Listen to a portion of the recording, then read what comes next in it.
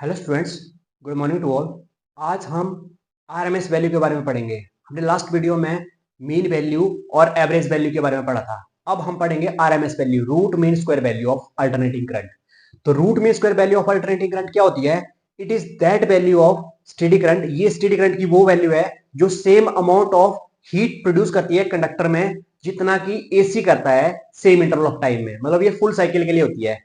जो हमारे पास mean value थी वो हाफ साइकिल के लिए थी। एक चीज ध्यान रखना कि जो मीन वैल्यू होती है और एवरेज वैल्यू होती है for a complete circle, sir उस कंप्लीट साइकिल वो जीरो होती है। क्योंकि क्या होता है, हमारे पास मीन वैल्यू क्या होती है, अगर पॉजिटिव साइकिल के लिए क्या होगी 63.6% या 7%, तो उतनी क्या होगी नेगेटिव साइकिल के लिए, तो नेट कितनी होगी जीरो, उतनी नेगेटिव होगी, तो नेट क्या होगी जीरो होगी। बट ये जो आरएमएस वैल्यू है ये होती है फुल साइकिल के लिए, फॉर ए कंप्लीट साइकिल। तो क्या हुआ, RMS value of alternating current is that value of steady current which produces same amount of heat in a conductor as is produced by the AC in same interval of time, that is full cycle. Full cycle में जितना heat produce करेगा एक conductor. तो क्या हुई हमारे पास RMS value of alternating current, it is that value of steady current which produced same amount of heat in a conductor as is produced by the AC alternating current in full cycle। ठीक है, वो value होती है RMS value, ये होती है IRMS value. ये होती है बेसिकली 70.7% ऑफ आई नॉट। मतलब अगर हमारे पास पीक वैल्यू है 100, तो 70.7% होगी उसकी आरएमएस वैल्यू, रूट में स्क्वायर वैल्यू। मतलब ये मीन वैल्यू से ज्यादा होती है। तो ये था हमारे पास RMS value of alternative current. ठीक है, अब हमने इसका एक्सप्रेशन निकालना है कि आरएमएस वैल्यू क्या होती है, ये प्रूव करना कि इसके बराबर होती है कि नहीं होती। ठीक है, तो हमें पता है कि इंस्टेंटेनियस वैल्यू ऑफ करंट क्या होती है, I equal to sine omega T.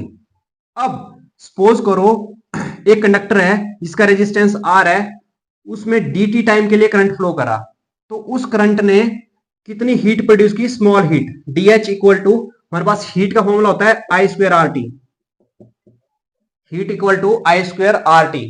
ठीक है, जूल हीटिंग इफेक्ट से आता है।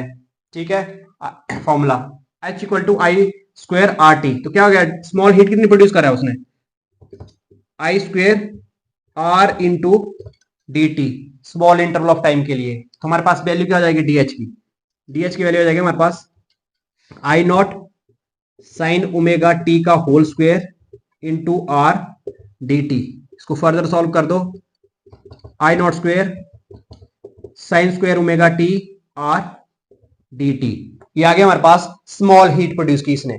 बट जब जो करंट था वो एक कंप्लीट साइकिल के लिए फ्लो करा, तो उसमें टोटल हीट कितनी होगी, जो टोटल हीट होगी होगी उसका समेशन कहां से लेके, जीरो से लेके टी तक, for a complete cycle, zero से लेके टी तक क्या हो जाएगा, D H zero to T I not square sine square omega T R D T. ये हो जाएगा हमारे पास। इसको जरा यहां पे लिखते हैं, क्या हो जाएगा हमारे पास, ये H equal to zero to T I not square sine square omega T R D T. ठीक है, तो इसमें हमारे पास एक H कॉमन, इसमें आई नॉट स्क्वायर कांस्टेंट है बाहर आ जाएगा, आर भी कांस्टेंट है बाहर आ जाएगा, जीरो से लेके T sign square omega T into D T. अब हमारे पास एक फॉर्मूला होता है साइन स्क्वायर ओमेगा टी का, जो साइन स्क्वायर ओमेगा टी होता है वो होता है 1 minus cos 2 omega T upon 2। ये फॉर्मूला होता है हमारे पास ट्रिग्नोमेट्री से। इसकी वैल्यू यहां पे पुट कर दो, क्या हो जाएगा हमारे पास, H equal to I not square R 0 to T 1 minus cos 2 omega T, इसको अलग अलग से लिख दिया 2 को इंटू डी टी, इसको अलग से लिख दिया 1/2, इसको अलग से लिख दिया। अब इसकी इंटीग्रेशन अलग होगी, इसकी अलग होगी। हमारे पास क्या आ जाएगी इसकी टोटल वैल्यू, इसकी जो फर्दर इसकी और वैल्यू आ जाएगी हमारे पास h equal to I not square R 0 to T 1/2 D T minus 0 to T 1/2 cos 2 omega T D T.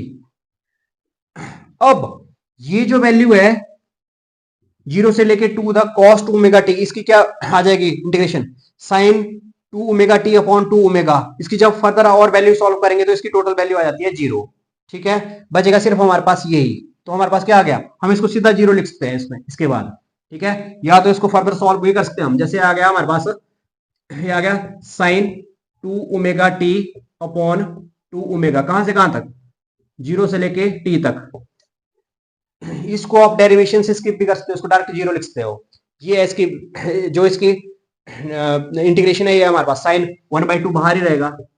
ठीक है, तो क्या हो जाएगा हमारे पास 1/2 टू 4 ओमेगा, अंदर क्या बचा साइन 2 ओमेगा टी 0 से लेके टी, तो 1/4 omega sine 2 pi upon omega 2 pi upon T into T minus sine 0 into something 0 हो जाएगा, टी से टी कैंसिल हो गया तो 4 पाई की वैल्यू भी 0 होती है, तो 1/4 ओमेगा 0 माइनस 0 टोटल कितना हो गया 0। तो इसकी वैल्यू क्या आ गई 0 आ गई। तो हमारे पास क्या बचा h equal to I not square R D T की होगी t/2 माइनस 0। ठीक है, तो ये जाएगा हमारे पास h equal to I not square R T upon 2। इसको दे दो इक्वेशन आप, ये है वो स्टेडी करंट की वो वैल्यू जिसने हीट प्रोड्यूस की एक कंप्लीट साइकिल के लिए। अब लेट